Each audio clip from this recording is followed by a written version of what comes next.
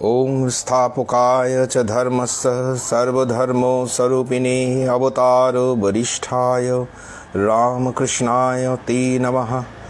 ओं नारायणं नमस्कृतं नरं चैव नरोत्तमं देवीं सरस्वतीं चैव ततो जयमुदीरयेत्।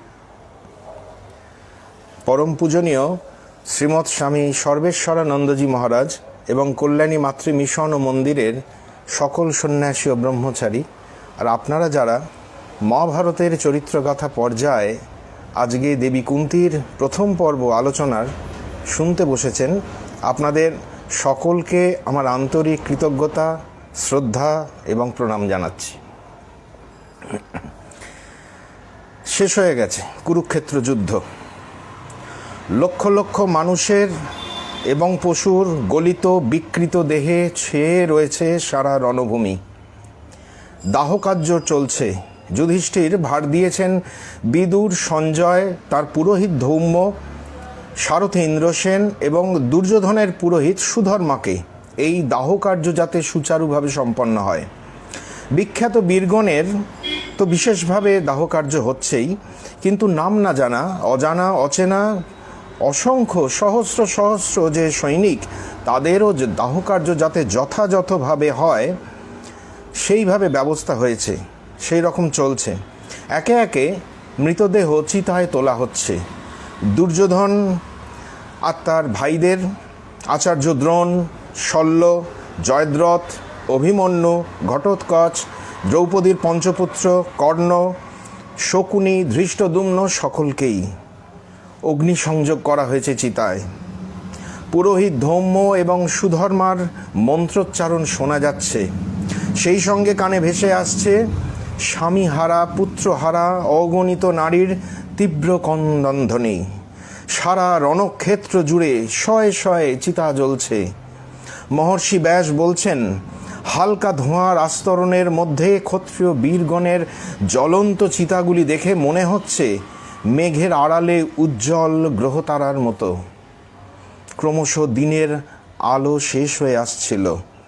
চিতার আগুনও ক্রমশ নির্বাপিত হলো। যুধিষ্ঠির ধৃতরাষ্ট্রকে নিয়ে এসেছেন নদী তীরে। সঙ্গে আছেন ক্ষত্রিয় পুরুষরা আর ভাগ্যহত রমণীরা। সকলে নদীতে নেমে অশ্রু ভারাক্রান্ত মনে জল তর্পণ করছেন। চোখের জল, তর্পণের জল, নদীর জল মিলেমিশে শোকের বিপুল প্রবাহ চলছে সেই বিশাল অঞ্চলটি জুড়ে। সকলের সঙ্গে 3 বিশিষ্টা নারী রমণী নেমেছেন তর্পণ করতে গঙ্গার জলে। তাদের একতম স্বামী এবং সকল পুত্র মারা গেছে। সেই স্বামীর তর্পণ করার মতো কোনো পুত্র নেই, তাদের আর কেউ নেই। নিজেকে আর সামলে রাখতে পারলেন না কুন্তী। দীর্ঘদিনের অবরুদ্ধ বেদনা যেন সহসা হৃদয়কে বিস্ফারিত করে বেরিয়ে এলো তার কণ্ঠ থেকে। হাউ হাউ করে তিনি কেঁদে উঠলেন। পুত্র যুধিষ্ঠিরকে বললেন, পুত্র, যে মহাধনুর্ধরকে অর্জুন বধ করেছে, যার তুল্য বীর কেউ ছিল না, যাকে তোমরা সুতপুত্র বলে জানতে, সেই কর্ণের নামেও একটু জল দাও বাবা। সে আমার জ্যেষ্ঠ পুত্র, তোমাদের বড় দাদা। স্তম্ভিত বাকরুদ্ধ যুধিষ্ঠির দেখছেন তার মা অন্য সকল পুত্রহারা মায়েদের মতো কেঁদে চলেছেন অজর ধারায়। পাণ্ডবেরা হয়তো ভেবেছিলেন এই ভয়ানক যুদ্ধে সকল মায়ের কোল খালি হয়ে গেলেও তাদের মায়ের কোল একমাত্র খালি হয়নি, পুত্র শোক অন্তত তাকে পেতে হয়নি।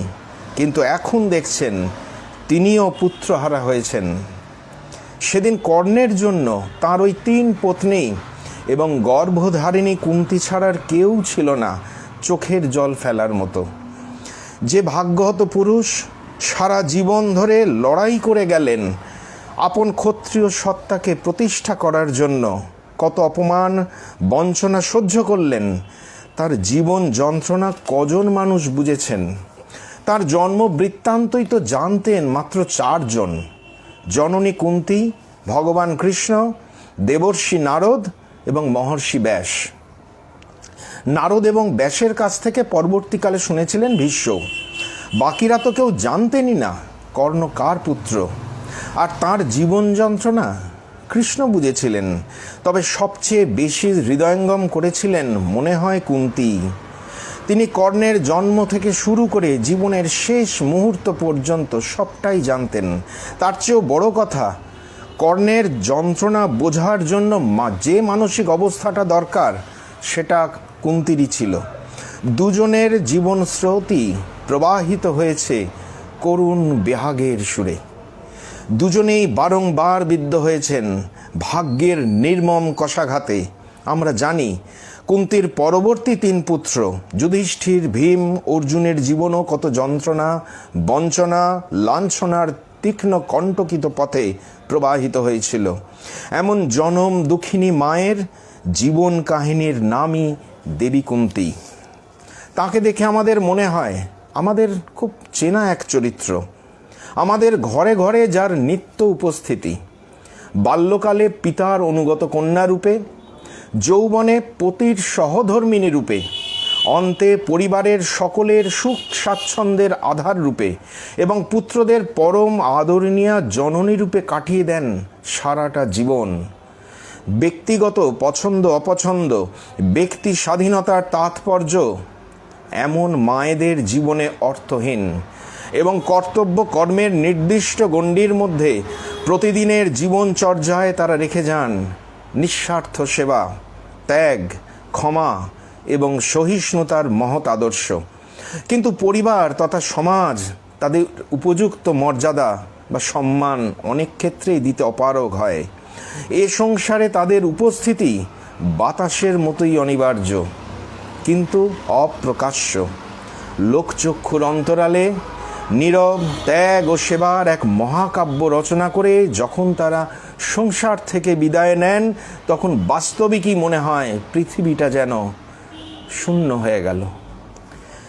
তার পিতা তৎকালীন যুগের এক পরাক্রান্ত নৃপতি, স্বামী সে যুগের অন্যতম শ্রেষ্ঠ বীর এবং সম্রাট।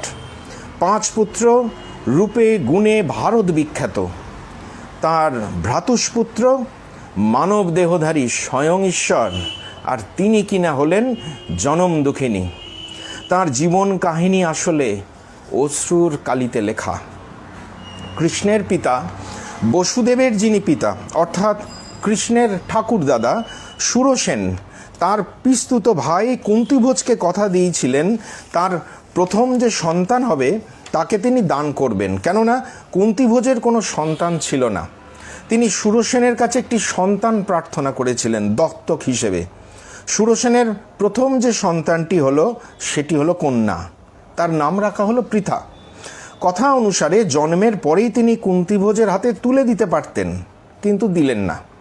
সুরসেন এবং তার পত্নী খুব আদর যত্ন করে তাকে বড় করতে লাগলেন। কয়েক বছর পর যখন পৃথা পুতুল নিয়ে খেলা করছে, তখন সেই পুতুল খেলার আসর থেকে তাকে উঠিয়ে এনে পাঠিয়ে দেওয়া হলো তার নতুন বাবা মার কাছে। এই সময়কার একটা ক্ষীণ স্মৃতি মানুষের মনে থেকেই যায় সারা জীবন, যদি খুব আনন্দের হয় কিংবা খুব দুঃখের হয়। কুন্তীরও ছিল। সারা জীবন ধরে এ ঘটনা তাকে বেদনাবিদ্ধ করেছে। এদিক থেকে দেখতে গেলে তো বলবো কর্ণ অনেক সৌভাগ্যবান।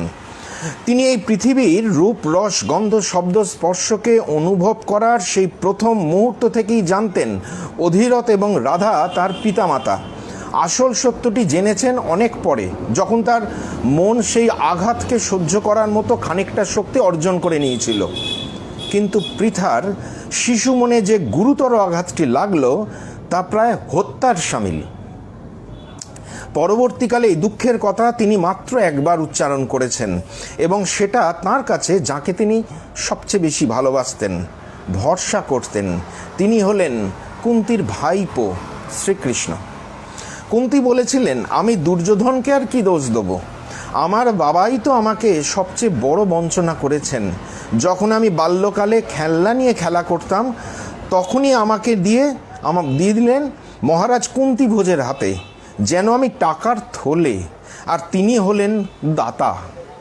আমাদের মনে প্রশ্ন জাগে, পৃথার বাবা কিংবা মায়ের মনে কি এতটুকু কষ্ট হয়নি? যে স্নেহ দিয়ে কয়েকটা বছর 4-5 বছর তাদের এই কন্যাকে লালন পালন করলেন, তাকে ঘর থেকে বিদায় করে দিতে বুকটা একটুও কাঁপল না তাদের?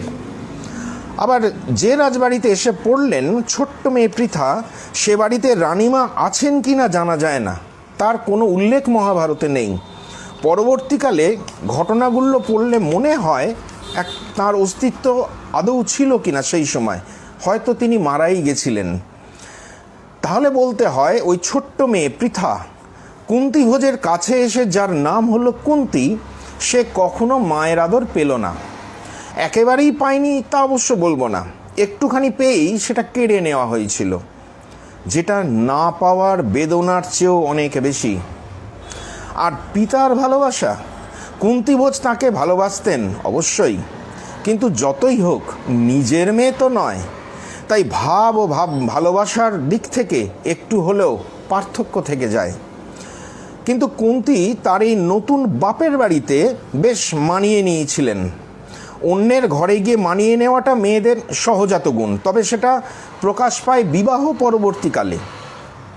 কিন্তু কুন্তির ক্ষেত্রে দেখা যাচ্ছে তিনি ওই শৈশব বাল্যকাল থেকেই ধীরে ধীরে রাজবাড়ির আদব কায়দা রীতিমতো রপ্ত করে নিয়েছিলেন, এই বংশেরই একজন হয়ে গিয়েছিলেন। কৈশোরকালেই তিনি ঘর দুয়ার সামলানোটা ভালোই পারতেন, তার উপর নির্ভর করতেন তার পালক পিতা কুন্তিভোজ।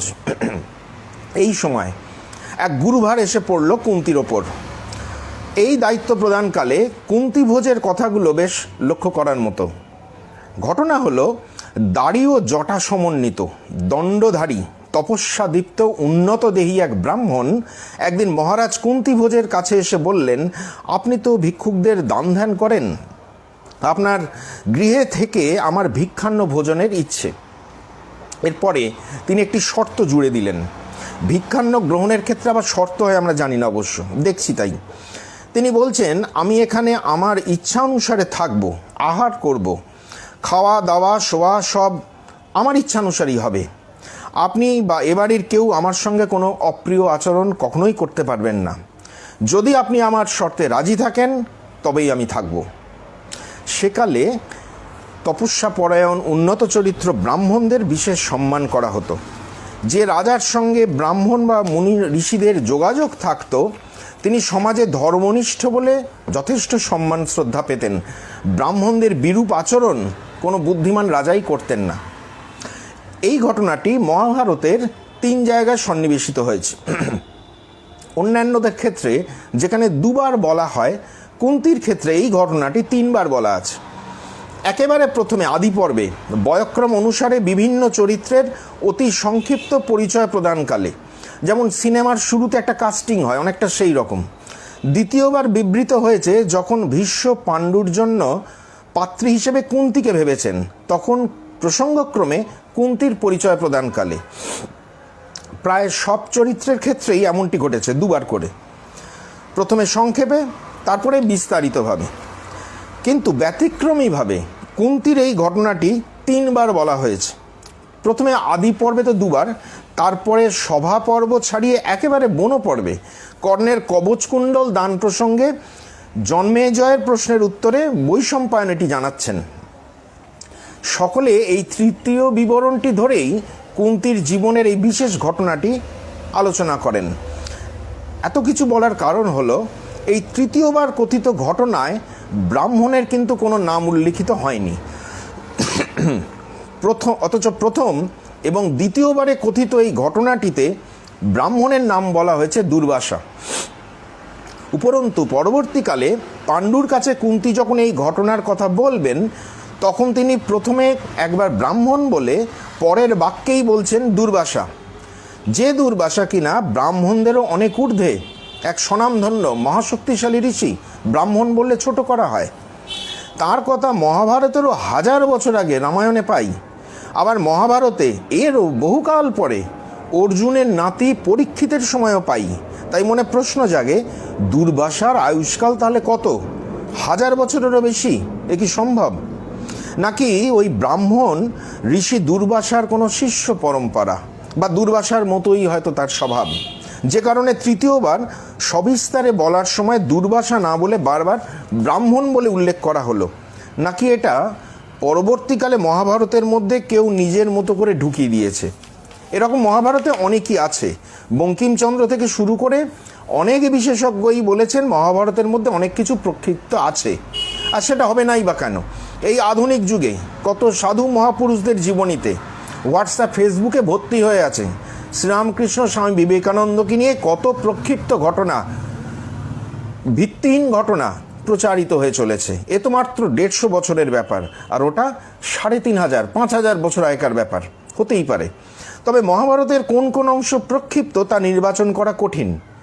বঙ্কিমচন্দ্র কৃষ্ণচরিত্র রচনাকালে এটা সবিস্তারে করেছেন, যদিও সেটা সর্বজনসম্মত হয়নি।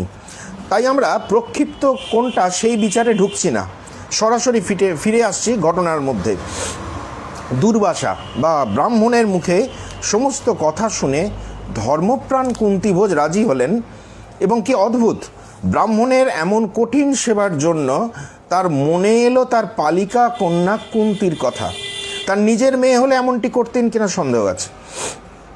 তিনি বললেন, আমার একটি কন্যা আছে, তার নাম পৃথা। সে অত্যন্ত সৎস্বভাবের, ধর্ম অনুরাগী, সংযতচিত্ত। সে আপনার কোনো অবমাননা করবে না, বরং সানন্দে আপনার সেবা করবে এবং আপনিও খুশি হবেন। এ কথা বলে মহারাজ কুন্তিভোজ অন্দরমহলে গিয়ে কুন্তিকে বললেন, মেয়ে, এক ব্রাহ্মণ এ বাড়িতে থাকার জন্য এসেছে। তোমার ওপর ভরসা করেই আমি তাকে সম্মতি জানিয়েছি। তুমি আমার কথা রেখো। উনি মহা তেজস্বী, তপপরায়ণ। তিনি যা যা বলবেন তুমি ঠিক ঠিক তাই তাই করবে। এরপর একটা অদ্ভুত কথা বললেন, জানি না এর অন্য কোনো তাৎপর্য আছে কি না। তিনি বললেন, ব্রাহ্মণেরা নমস্কার করেন বলেই সূর্য আকাশে বিরাজ করেন। ব্রাহ্মণানাং নমস্কারই সূর্য দিবি বিরাজাতে।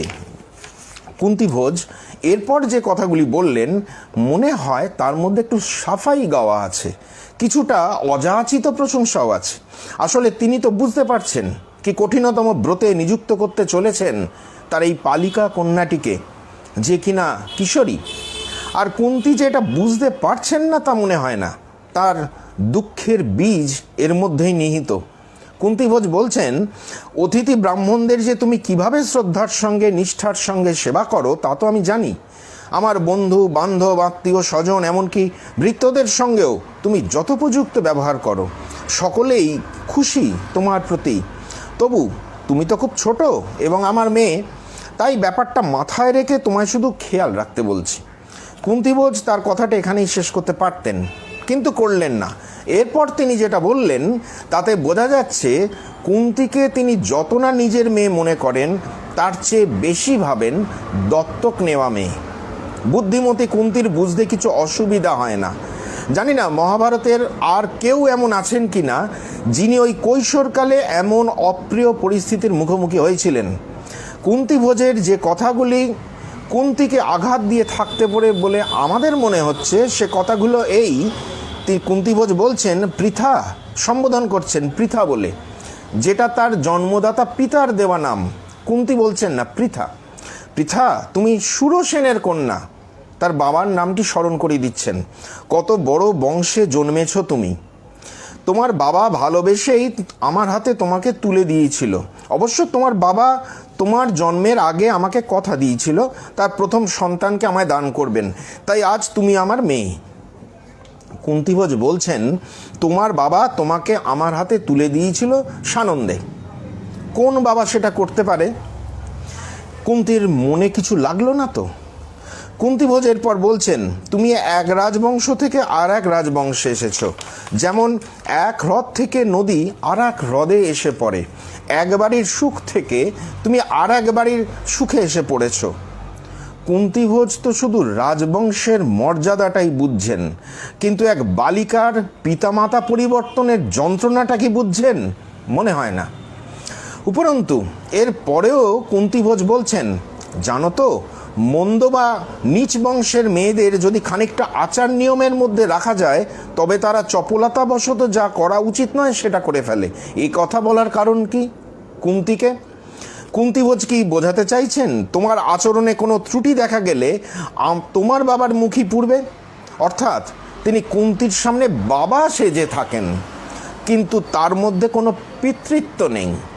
সাধারণত বিবাহের পর কোনো কোনো মহিলাদের এমন পরিস্থিতির মধ্যে পড়তে হয়, কিন্তু সেটা যৌবনে। কিন্তু কুন্তির অবস্থাটা দেখুন, কি অবিচার হচ্ছে তার সঙ্গে। কুন্তিভোজ এই বলে তার বক্তব্য শেষ করছেন, পৃথা, তোমার জন্ম যেমন রাজকুলে, তোমাকে দেখতেও তেমনি খুব সুন্দর। তুমি সেই বংশের অভিমান বা রূপের অভিমান ত্যাগ করে অনন্য চিত্তে ব্রাহ্মণের সেবা করো। তোমার মধ্যে কখনো যেন অহংকার বা কপটতা না আসে, কেননা এতে তোমার মঙ্গল হবে যদি তুমি সঠিকভাবে সেবাটি করতে পারো। কিন্তু ব্রাহ্মণ যদি কোনো কারণে ক্রুদ্ধ হন, তাহলে জানবে এই বংশ ছারখার হয়ে যাবে। অদ্ভুত ব্যাপার হলো, কুন্তিভোজ কুন্তিকে সেই পিতৃদত্ত নাম পৃথা বলে বারবার সম্বোধন করে গেলেন। অর্থাৎ কুন্তি যেন তার জন্মদাতা পিতার মুখ চেয়ে এই নিরস কঠোর কর্তব্যটি পালন করে। কিন্তু একবারও বললেন না, তুমি ভুল ভ্রান্তি করে ফেললে আমার সম্মান যাবে, তুমি আমার মেয়ে, বললেন না। অর্থাৎ বোঝা যাচ্ছে কুন্তিভোজ পৃথাকে দত্তক নিয়ে সন্তানের অসম্পূর্ণ স্থানটি পূর্ণ করতে চেয়েছেন মাত্র, কখনো তাকে নিজের মেয়ে বলে গ্রহণ করতে পারেননি। কিশোরী কুন্তি এ সবই বুঝতে পারেন, মনে মনে গভীর বেদনা অনুভব করেন, হয়তো আড়ালে চোখের জলও ফেলেন। কুন্তিভোজের প্রত্যুত্তরে কুন্তি যখন পিতা সম্বোধন না করে রাজেন্দ্র সম্বোধন করলেন, তখন বোঝা যায় কুন্তিভোজের ব্যবহার তাকে বিদ্ধই করেছে। কুন্তিভোজের কথার মধ্যে তিনি পিতার স্নেহপূর্ণ নির্দেশ দেখতে পাচ্ছেন না, দেখছেন একজন রাজার আদেশ। কি দুর্ভাগ্য! কুন্তি বললেন, রাজেন্দ্র, আমি আপনার দেওয়া কথা রক্ষা অবশ্যই করব। ব্রাহ্মণ যে সেবা চান সেই সেবাই করব। ব্রাহ্মণদের সেবা করে সন্তুষ্ট করলে গৃহের পক্ষে যে কত মঙ্গল হয় এবং তারা ক্রুদ্ধ হলে যে কি মহা অনর্থ উপস্থিত হয় তা তো আমি জানি। আর আপনি তো জানেন, ব্রাহ্মণের পূজা করা বা আপনার প্রিয় কার্য করতে আমার ভালোই লাগে। আমি আপনাকে কথা দিচ্ছি, ব্রাহ্মণের সেবায় আমার দিক থেকে কোনো ত্রুটি হবে না। সে তিনি যতই কঠিন আদেশ করুন না কেন, আপনি নিশ্চিন্তে থাকুন। কুন্তির দেওয়া কথা শুনে কুন্তিভোজ নিশ্চিন্ত হলেন। তাকে বললেন, অনেক আদর টাদর করলেন, করে বললেন, আমার ভালোর জন্য, তোমার ভালোর জন্য, নিজের ভালোটা আগে বলছেন, আমার ভালোর জন্য, তোমার ভালোর জন্য এবং বংশের ভালোর জন্য যেমনটি বলছি তেমনটিই কিন্তু করো। কথা শেষ করেই কুন্তিভোজ কুন্তিকে নিয়ে উপস্থিত হলেন ওই ব্রাহ্মণ বা দুর্বাসার কাছে। তিনি বললেন, হে ব্রাহ্মণ, আমার এই বালিকা কন্যাটিকে নিয়ে আমরা সুখেই আছি। ওই আপনার সেবা করবে। ও যদি কখনো কোনো অপরাধ করেও ফেলে, আপনি কিন্তু ক্ষমা করে দেবেন। বালক, বৃদ্ধ, তপস্বীরা অপরাধ করলে ব্রাহ্মণরা তো ক্ষমাই করে দেয়। দুর্বাসা বললেন, তথাস্তু। তার জন্য রাজভবনে একটি শ্বেত শুভ্র গৃহের ব্যবস্থা হলো। শয্যা, আসন, আহারের উপযুক্ত ব্যবস্থা হলো।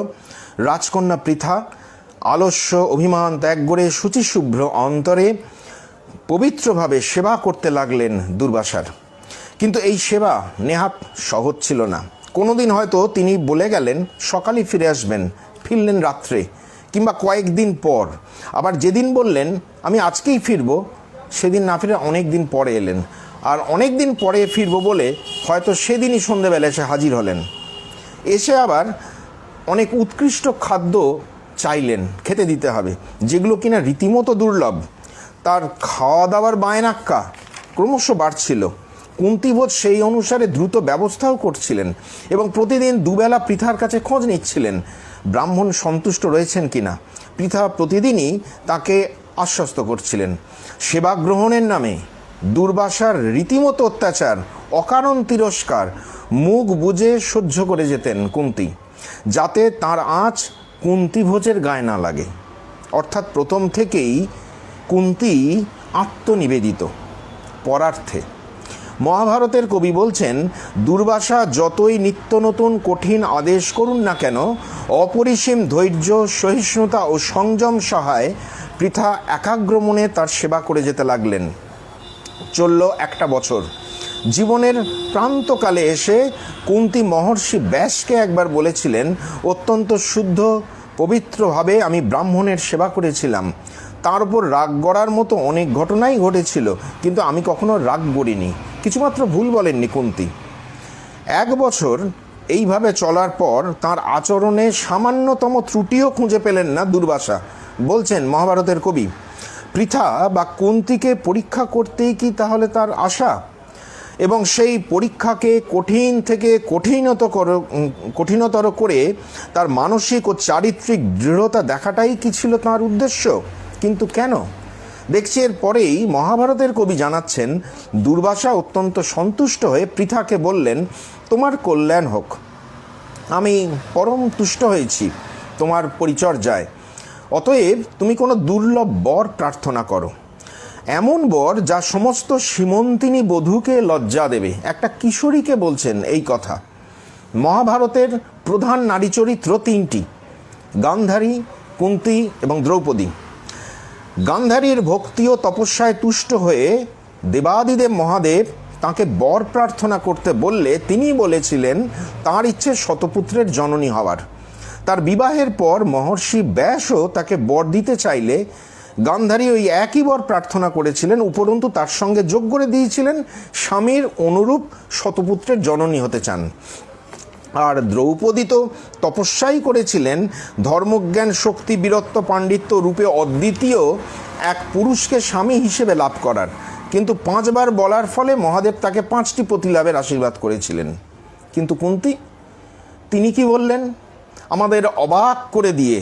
বালিকা কুন্তী বলছেন, হে ব্রাহ্মণ, আপনি আমার সেবায় তুষ্ট হয়েছেন, আমার পিতাও প্রসন্ন হয়েছেন, এই তো আমার পরম প্রাপ্তি, আর কি চাইব আমি? কুন্তীর এই নির্লোভ নিঃস্বার্থ স্বভাবে দুর্বাসা মুগ্ধ হয়ে গেলেন। বললেন, বেশ, তুমি বর প্রার্থনা নাই বা করলে, আমি তোমাকে একটি মন্ত্র দান করছি। এই মন্ত্রের বলে তুমি যে দেবতাকে আহ্বান করবে তিনি তোমার বশীভূত হবেন। অকাম হোক বা সকাম, যে কোনো দেবতাই বাঁধা পড়বেন তোমার বাঁধনে, তোমার সঙ্গে ব্যবহার করবেন একেবারে ভৃত্যের মতো। বিবুধ মন্ত্র সংশান্ত ভবেদ ভৃত্য ইবানতঃ।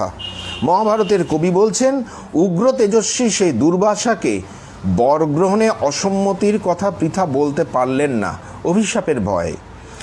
কিশোরী তো, তার মধ্যে ভয়টা একটু বেশি।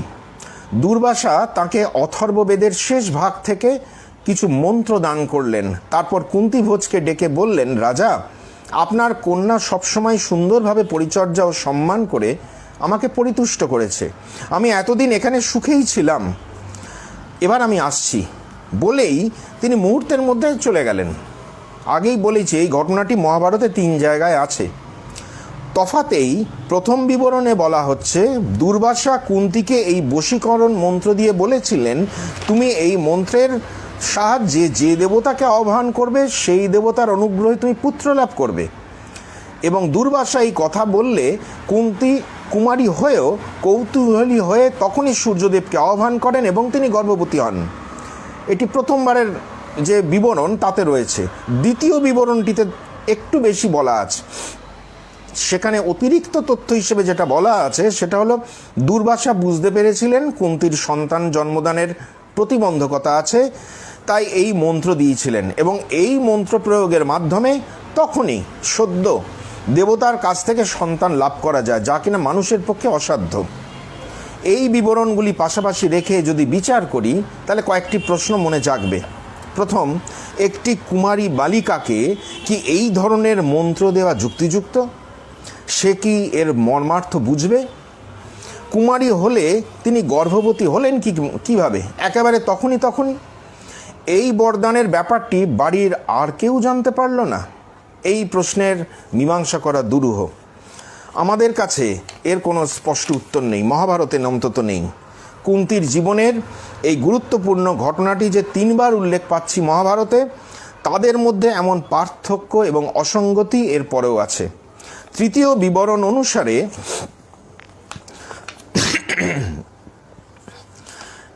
একদিন শয্যায় শায়িত অবস্থায় মুক্ত বাতায়ন পথে কুন্তী পূর্ব দিগন্তে উদীয়মান সূর্যদেবকে দর্শন করলেন। যেহেতু প্রভাতকালীন সূর্য, তাই তার তেজ কম থাকায় তার কিরণ বড় মধুর লাগলো। অলৌকিক দৃষ্টি কুন্তীর দেখা গেল। তিনি সেই দৃষ্টিতে দেখতে পেলেন কবচ কুণ্ডলধারী এক দিব্য পুরুষকে। কুন্তির মনে পড়ল সেই মন্ত্রটির কথা। এমন মন্ত্রের কথা তো তিনি ইতিপূর্বে শোনেননি। মন্ত্রের শক্তি সম্পর্কে একটু জেনে নেওয়া তো দরকার। কিশোরী কুন্তির এই কৌতূহল খুব স্বাভাবিক। এই কৌতূহল না থাকলে আমরা ভেবে নিতাম তিনি জড়বুদ্ধি সম্পন্ন এক নারী, যার মনে কোনো রেখাপাত করে না। আর দেব দর্শন করার সুযোগ আমরা যদি পেতাম তাহলে কি আর এক মুহূর্ত অপেক্ষা করতাম? বরং কিশোরী কুন্তির এই স্বাধীন চিত্ততাকে আমরা সাধুবাদ জানাই। যথাবিধি মেনে কুন্তি মন্ত্র দ্বারা আহ্বান করলেন সূর্যদেবকে।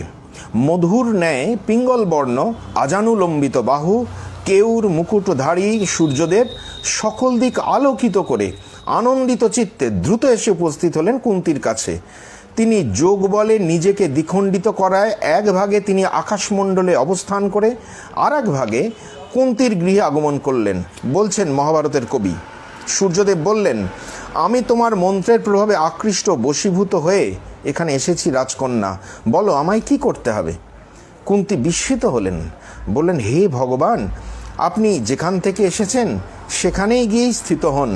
আমি কৌতূহলের বশেই আপনাকে আহ্বান করেছিলাম, আপনি আমার প্রতি প্রসন্ন হন।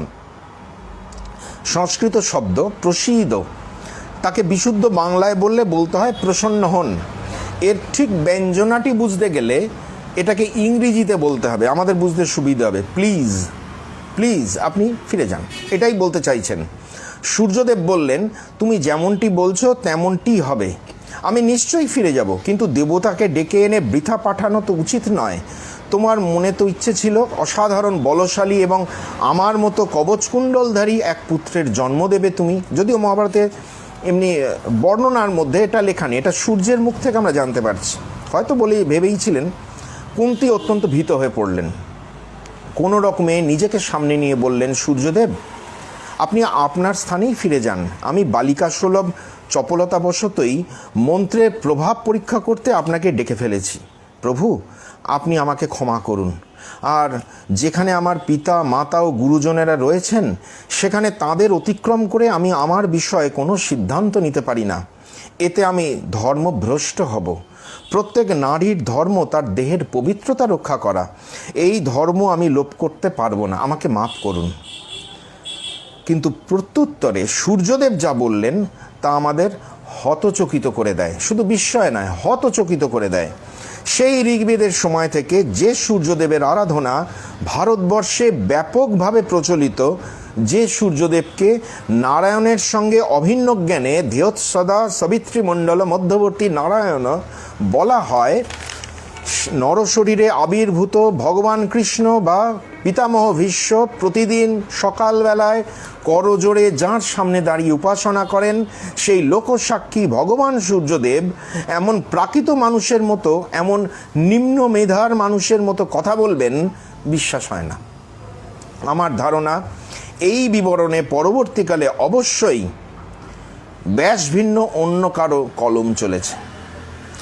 তার লক্ষণও বেশ কয়েকটি জায়গায় পাওয়া যাচ্ছে। তবে একটা কথা পরিষ্কার করেই বলা যায়, কুন্তি প্রতারিত হয়েছেন। পালক পিতার ঘরে সদ্য কৌমার্য অতিক্রান্ত নিষ্পাপ কুন্তির সঙ্গে অন্যায় আচরণ করা হয়েছে। মহাভারতকার জানাচ্ছেন কুন্তির মনের অবস্থাটা তখন কীরকম ছিল। কুন্তি আতঙ্কিত মনে ভাবছেন, আমার এই প্রত্যাখ্যানের ফলে যদি আমার নিরপরাধ পিতা এবং দুর্বাসার প্রতি অভিশাপ পড়ে, সে তো চরম ভুল হয়ে যাবে। কখনোই একজন নাবালক বা নাবালিকার উচিত নয় কোনো তেজস্বী পুরুষ বা তপস্বীর সঙ্গে গোপনে সাক্ষাৎ করা। কিন্তু কি করি এখন? এ যে অধর্ম, এ যে বংশের মুখে চুনকালি পড়বে। তার নিজের জন্য তার পালক পিতা বা সেই দুর্বাসার জীবনে একটা বিপর্যয় আসবে, অভিশাপ আসবে, তিনি মেনে নিতে পারছেন না। তার জন্য কেউ কষ্ট ভোগ করুন, কুন্তি এটা কোনোদিনও চাইতেন না। কুন্তি যখন দেখলেন কোনোভাবেই তিনি এই মহা বিপদ থেকে মুক্ত হতে পারছেন না, আত্মদান করা ছাড়া আর কোনো উপায় নেই, তখন অত্যন্ত দুঃখিত চিত্তে শুধু এইটুকু প্রার্থনা করলেন, আমার পুত্র যেন অমৃত থেকে উৎপন্ন কবচ ও কুণ্ডলধারী হয়, মহাপরাক্রান্তশালী বীর হয়। অমৃত থেকে উৎপন্ন কবচ কুণ্ডল যে বলছেন, এর তাৎপর্য হলো কুন্তি বুঝতে পারছেন যে সন্তান ভূমিষ্ঠ হবে সে বংশ যশ প্রতিষ্ঠা কিছুই পাবে না। তাই তার শারীরিক সুরক্ষা এবং নিরাপত্তা যেন পূর্ণ মাত্রায় থাকে তার সঙ্গে সারা জীবন, ভবিষ্যতে যেন তার কোনো বিপদ না হয়। আমরা জানি এই কবচকুণ্ডল যতদিন কর্ণের শরীরে ছিল ততদিন কর্ণ অবদ্ধ ছিল। অর্জুন বারবার তাকে হারিয়েছেন, কিন্তু পরাজিত করেছেন, কিন্তু মেরে ফেলতে পারেননি। সেটি সম্ভব হলো কবচকুণ্ডল ত্যাগের পর। সন্তানের জন্য সকল মায়ের প্রথম প্রার্থনা থাকে সন্তান যেন সুস্থ হয়, দীর্ঘায়ু হয়। বিবাহের পূর্বে অকালে মা হতে চলা সদ্য যুবতী কুন্তির অন্তরে এখন জেগে উঠেছে সেই মাতৃত্ব, মায়ের চিরকালীন আকাঙ্ক্ষা, সন্তানের দীর্ঘায়ু, সুস্থতা, প্রতিষ্ঠা। একই সঙ্গে নিজের ধর্মরক্ষা নিয়েও অত্যন্ত চিন্তিত কুন্তি। তার মনে আক্ষেপ তার কৌমারিত্ব নষ্ট হয়ে যাওয়ার। যদিও তাকে বলা হলো তার কৌমারিত্ব কখনোই নষ্ট হবে না, তবু এই দুঃখটা তার মনে রয়েই গেল। পরবর্তীকালে মহর্ষি ব্যাস তাকে বলেছিলেন, তোমার কোনো দোষ হয়নি কুন্তি, সত্যিই তুমি সেদিন কৌমারিত্ব হারাওনি। কেননা দেবতারা সংকল্প, বাক্য, দৃষ্টি প্রভৃতি বিভিন্ন উপায়ে মানুষের শরীরে সন্তানের জন্ম দিতে পারেন। সত্য সংকল্প বলে সূর্যদেব তোমার দেহে প্রবেশ করেছেন মাত্র।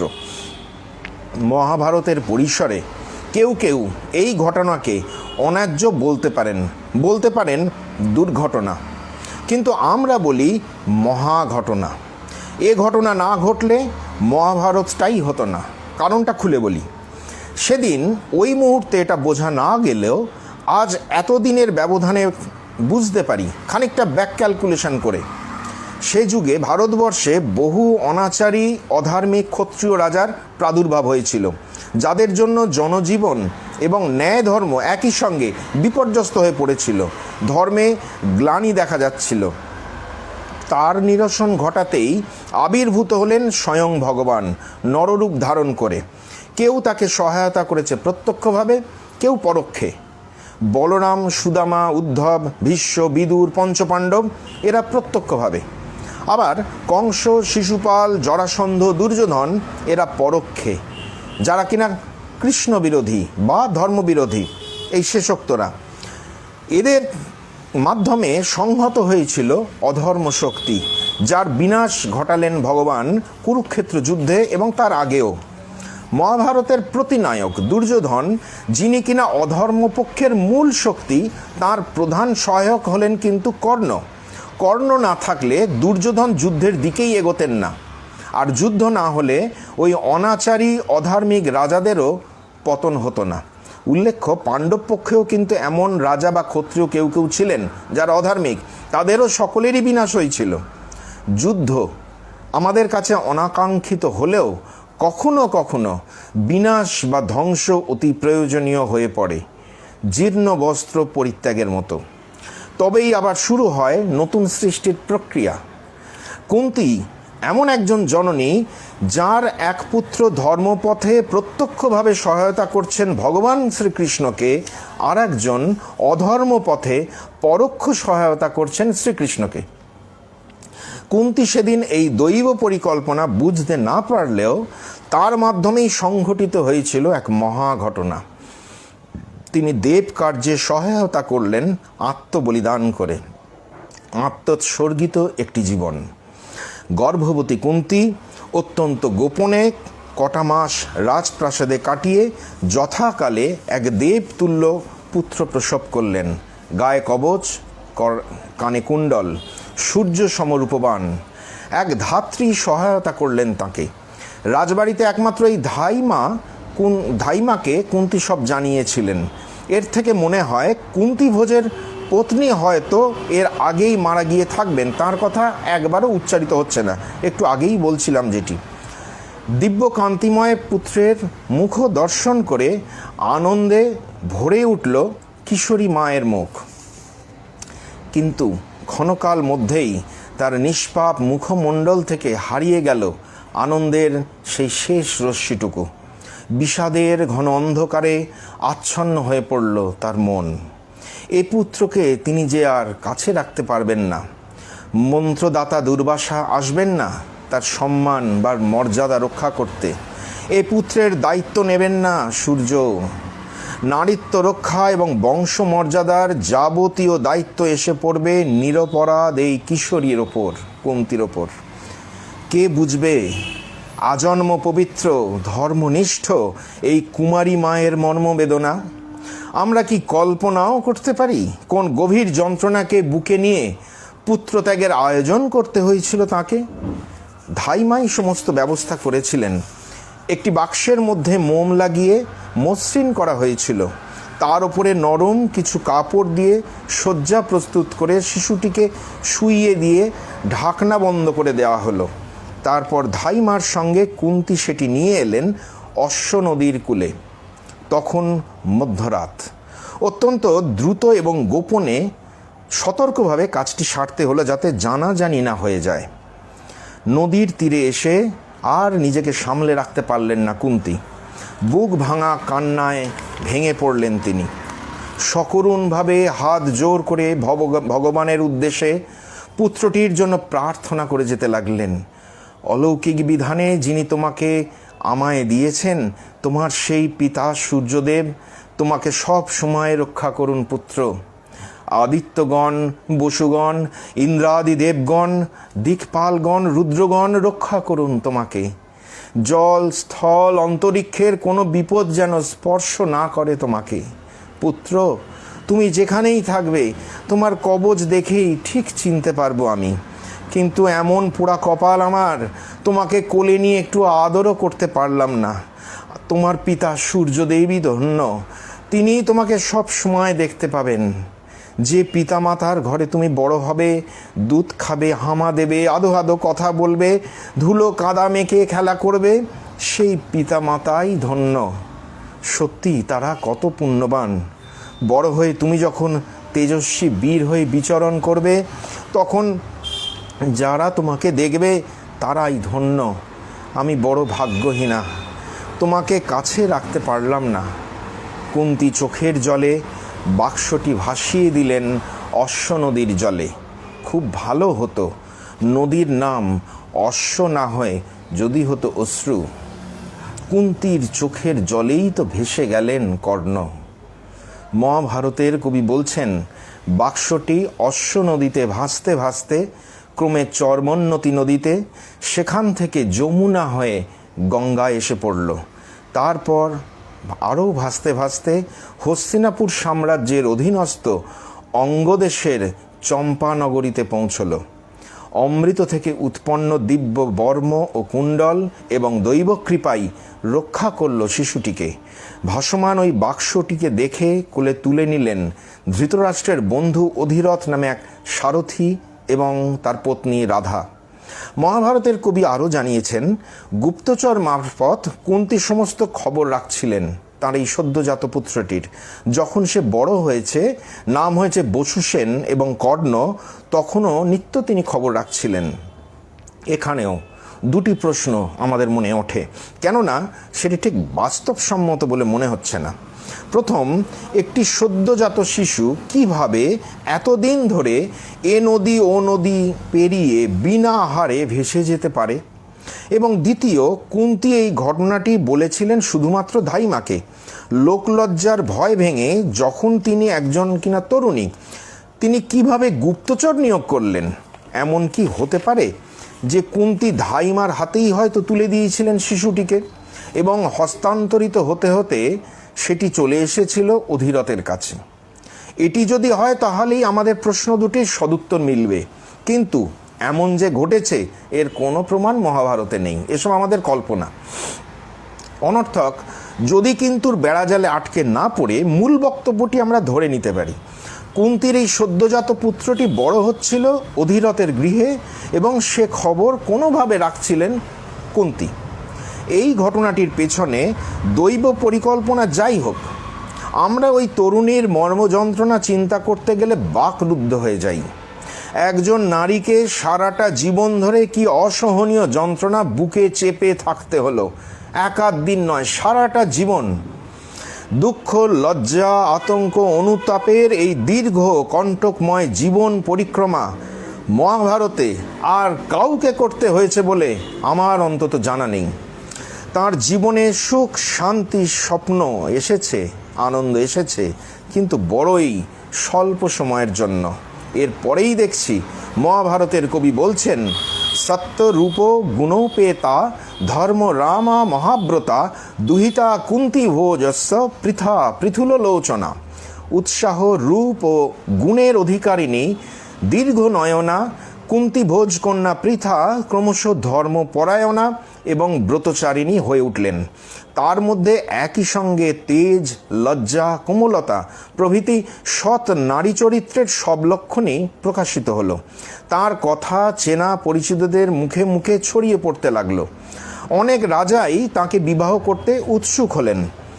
কুন্তিভোজ স্থির করলেন স্বয়ংবর সভার আয়োজন করে কুন্তির বিবাহ দেবেন।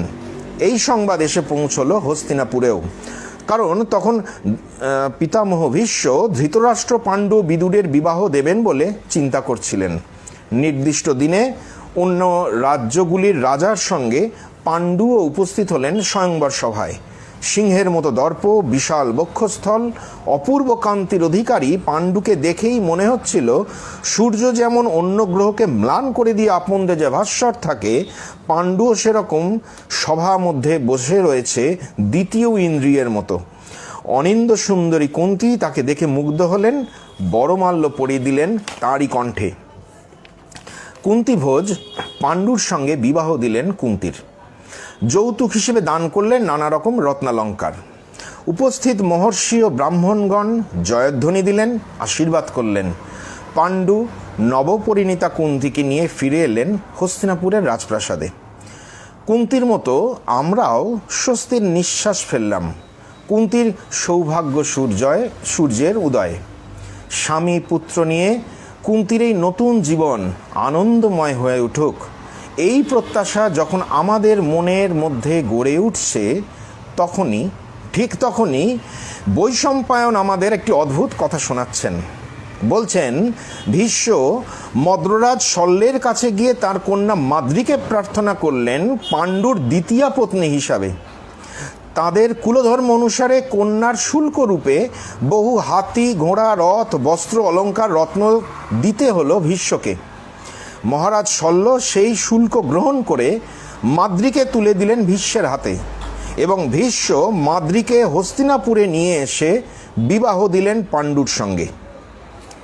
শঙ্খ সানাইয়ের বাদনে যখন গম গম করছে রাজপ্রাসাদ, পাণ্ডু মাদ্রী সহ সকলেই যখন আনন্দে ভাসছেন, তখন কুন্তির কেমন লাগছিল ভাবতে খুব ইচ্ছে করে। মহাভারতের কবি সেই সংবাদ না দিলেও বেদনার অশ্রুতে প্লাবিত কুন্তির বিষণ্ণ মুখমণ্ডল আমরা এমনিতেই দেখতে পাই। কেউ একবারও ভাবলেন না কুন্তির কথা? বড় আশ্চর্যের। নববধূ কুন্তির কোমল প্রাণে যে পবিত্র প্রেমের দীপশিখাটি বড় আশা নিয়ে সদ্য প্রজ্বলিত হয়েছে, তাকে ঠেলে দেওয়া হলো প্রবল ঝড়ের সামনে। স্বামীকে সর্বাংশে লাভ করার আগেই তিনি দেখলেন তার সুখের সংসারে ভাগ বসাতে চলে এসেছে আরেকটি নারী। কিন্তু কুন্তির কণ্ঠ থেকে কোনো অভিমান, দুঃখ, প্রতিবাদ বাক্য ধ্বনিত হলো না।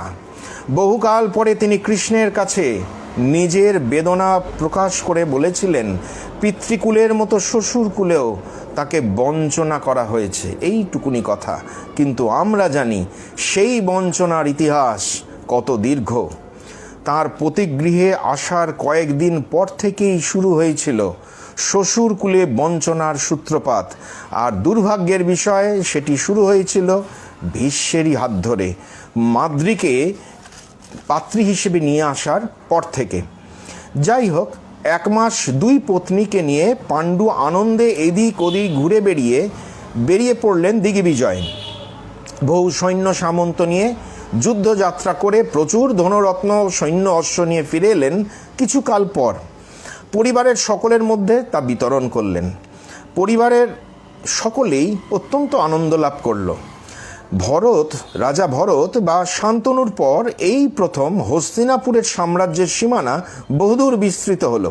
কিন্তু কি এক অজ্ঞাত কারণে পাণ্ডু পত্নীদের নিয়ে বনগমনের সিদ্ধান্ত নিলেন, এবং এখানেই কুন্তির রাজরানীর আসনখানি চিরকালের মতো হারিয়ে গেল, সেই সঙ্গে রাজ ঐশ্বর্যের বৈভব। তবু কুন্তি বলে তো কথা, অসীম ধৈর্য এবং সহিষ্ণুতা তার। মহাকাব্যের শুরুতেই মহর্ষি ব্যাস বলেছেন তিনি কুন্তির অপরিসীম ধৈর্যের কথা বিবৃত করবেন। জীবনের শেষ লগ্নে বানপ্রস্থে যেতে উদ্যত কুন্তিকে যখন তার পঞ্চপুত্র বারবার বারণ করছে, না যেতে বলছে, তখন কুন্তি বলেছিলেন তাদের পিতা মহারাজ পাণ্ডুর সময় তিনি প্রচুর ভোগ করেছেন, ভোগ সুখ লাভ করেছেন। আদতে সেটা যে মাত্র কয়েকটা মাস, সেটা তো আমরা দেখতেই পাচ্ছি। এইটুকু প্রাপ্তিতেই কুন্তি পরিতৃপ্ত। তিনি তো লোভী নন। তার দুর্ভাগ্যের জীবন অধ্যায়ে যখন পড়ছিলাম তখন মনে হচ্ছিল তিনি কর্ণের মা হওয়ার উপযুক্ত।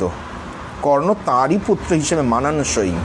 আর এই যে তিনি নির্লোভ, তপস্যা পরায়ণ, পবিত্র, তার এই গুণটির কথা যখন আমরা ভাবি তখন মনে হয় তিনি যুধিষ্ঠিরের মা হওয়ার উপযুক্ত। সবকটা গুণ তার মধ্যে আছে। মাদ্রী যিনি সতীন, সেই মাদ্রীকে নিয়ে একত্রে তিনি রইলেন, কোনো অসুবিধা তার হলো না। যদি তার মনে কোনো দুঃখ থেকেই থাকে, সে দুঃখ তিনি চেপে রাখলেন মনের মধ্যে, বাস্তবকে মেনে নিলেন। অরণ্যের আশ্রমিক পরিবেশে ভালোই দিন কাটছিল পাণ্ডু, কুন্তি এবং মাদ্রীর। কিন্তু একদিন বিপত্তি হলো। পাণ্ডু মৃগয়া করতে বেরিয়ে হরিণীর রূপধারী কিমিন্দম মুনি ও তার পত্নীকে তীরবিদ্ধ করে ফেলায় অভিশাপগ্রস্ত হলেন। তিনি ও তার প্রিয়তমা পত্নীরও একই দুর্দশা হবে। দুঃখ ভারাক্রান্ত হৃদয়ে পাণ্ডু গৃহে ফিরে এসে দুই পত্নীর কাছে সমস্ত ঘটনা বিবৃত করে অনুতাপ করতে লাগলেন। সন্তানের জন্ম দেওয়া তার পক্ষে আর সম্ভব হচ্ছে না।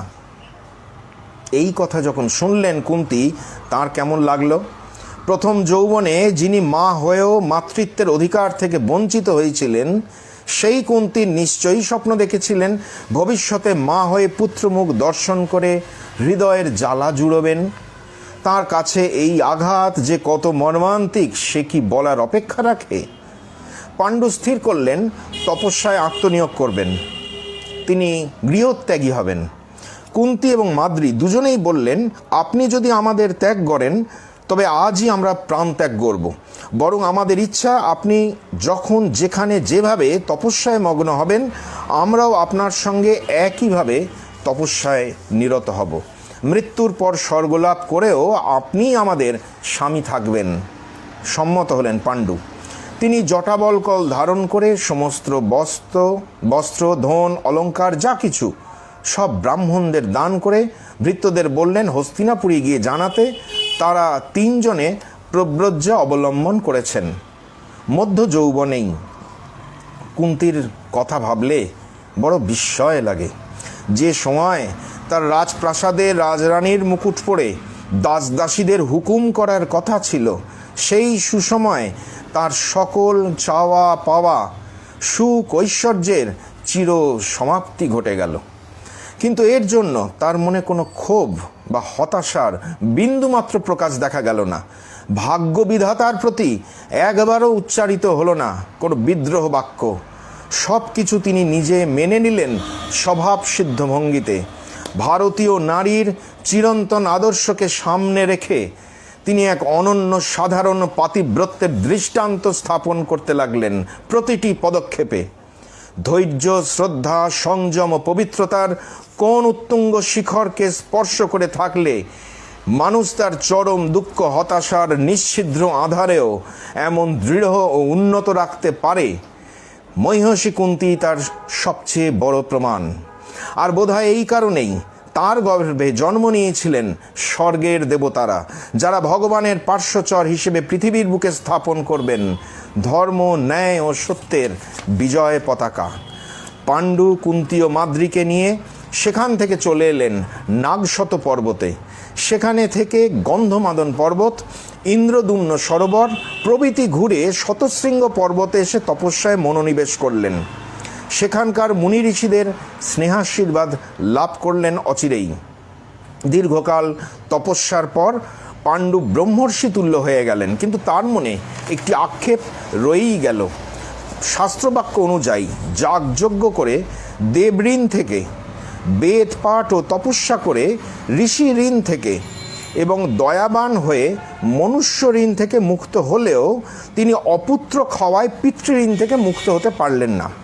এই আক্ষেপ একদিন তিনি মুনি ঋষিদের কাছে করাতে তারা সবাই বললেন, আমরা দিব্যচক্ষে দেখতে পাচ্ছি আপনার দেবতুল্য সর্বকল্যাণ ভাজন এবং নিষ্পাপ পুত্র হবে, আপনি এর জন্য যত্নবান হন।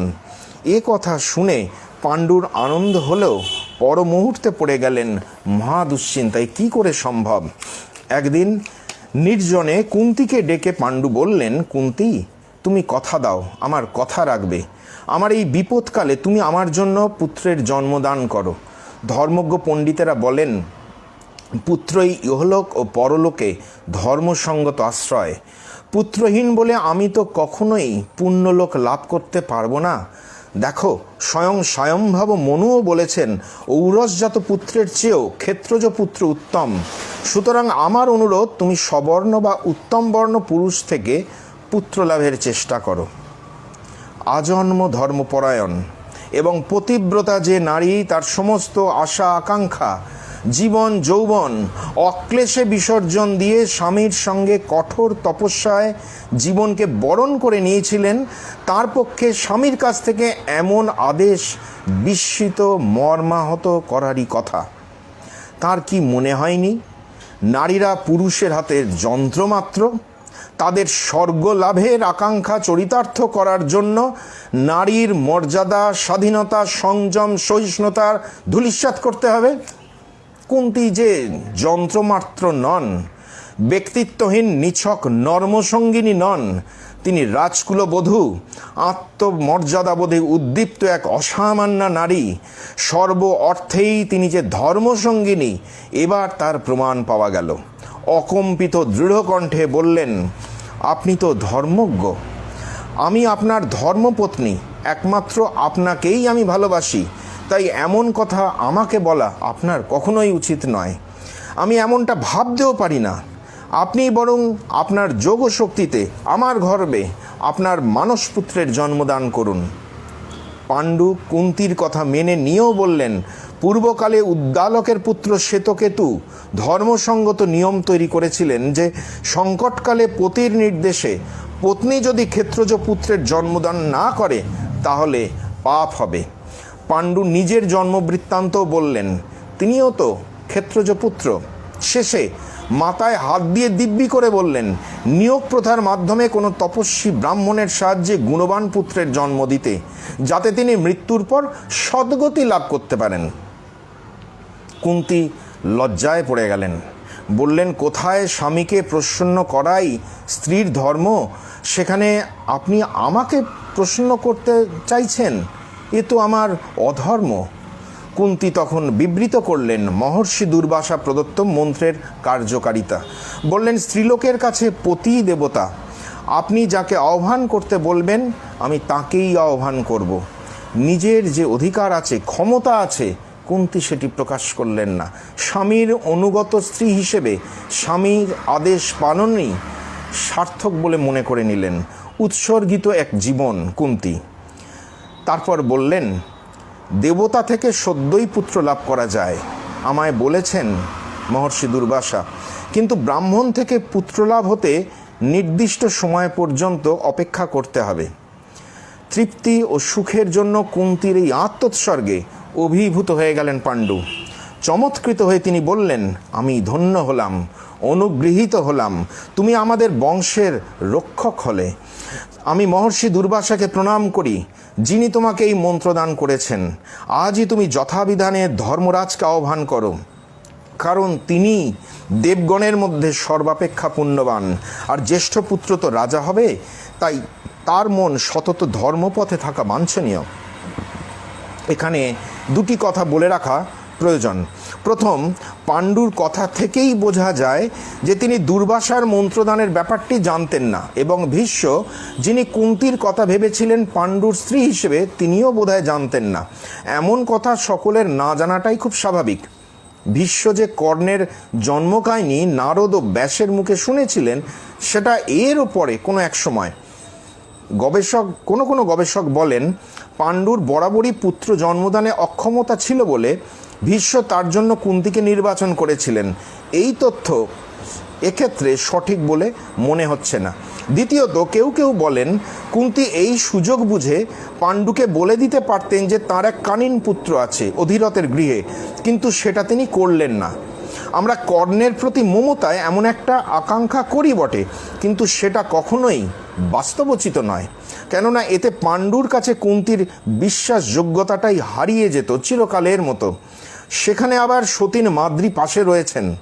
কুন্তি এই মুহূর্তে কর্ণের কথা বললে তিনি একই সঙ্গে তার পিতৃকুল এবং শ্বশুরকুলের সুনাম নষ্ট হতো, আর তার কথা অধিরথ বা কর্ণ মেনে নিতেন কিনা সন্দেহ আছে। যাই হোক, পাণ্ডুর আদেশ মতো কুন্তি পূজা জপ ইত্যাদি করে ধর্মকে আহ্বান করলেন এবং ধর্মদেব উপস্থিত হলে কুন্তি তার কাছে পুত্র লাভের প্রার্থনা করলেন। মহাভারতের কবি জানাচ্ছেন, হস্তিনাপুর রাজপ্রাসাদে দেবী গান্ধারী 1 বছর যাবৎ গর্ভধারণ করে রয়েছেন। এমন সময় দেবী কুন্তি ধর্মদেবের কাছ থেকে লাভ করলেন পুত্র যুধিষ্ঠিরকে। এই সংবাদে মর্মাহত গান্ধারী কুন্তির প্রতি ঈর্ষাকাতর হয়ে গর্ভপাত করে ফেলেছিলেন। সেই শক্ত মাংসপিণ্ডকে মহর্ষি ব্যাস বিশেষ উপায়ে 100 টুকরো করে 1 বছর অপেক্ষা করতে বলেন। 1 বছর পর সেগুলি থেকে যখন ধীরে ধীরে দুর্যোধন এবং তার ভাইদের জন্ম হলো, সেই দিনই কুন্তি পাণ্ডুর আদেশে জন্ম দিলেন মহাশক্তিমান পবনদেবের কাছ থেকে প্রাপ্ত তার দ্বিতীয় পুত্র ভীমের। এরপর পাণ্ডু সর্বলোক শ্রেষ্ঠ বীরাগ্রগণ্য এক পুত্র লাভের আকাঙ্ক্ষা করলেন। এটি পাওয়ার সম্ভব একমাত্র দেবরাজ ইন্দ্রের কাছ থেকে। তাকে তুষ্ট করার জন্য পাণ্ডু এবং কুন্তি একযোগে কঠোর তপস্যা শুরু করলেন। 1 বছর পর পরিতুষ্ট ইন্দ্রদেব কুন্তিকে দান করলেন এক অসামান্য পুত্র অর্জুন। এর ওপরে পাণ্ডুর পুত্রলাভের ইচ্ছা ছিল, তিনি সেটি প্রকাশ করলেন, কিন্তু কুন্তি বললেন বিপদকালেও এভাবে চতুর্থ পুত্রের জন্ম দেওয়া শাস্ত্রসম্মত নয়। কুন্তি সংযমে বাঁধ দিতে বললেন পাণ্ডুকে। সংযমটা পাণ্ডু যত না বোঝেন, কুন্তি বোঝেন অনেক বেশি। তিনি একটু অন্য ধাতের গড়া মানুষ। আজ এই পর্যন্তই। সকলে ভালো থাকবেন, আমার প্রণাম নেবেন। নমস্কার, ধন্যবাদ।